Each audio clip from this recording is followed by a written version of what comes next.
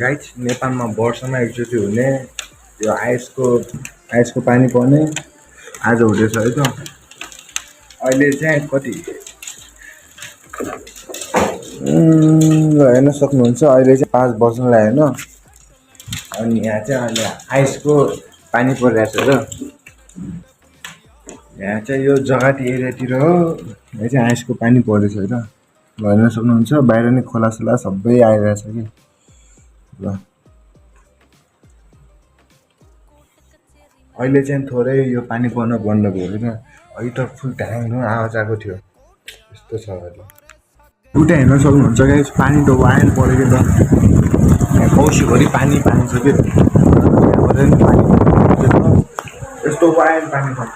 guys safely बस्नु होला अनि यो भिडियोलाई लाइक सेयर र सब्सक्राइब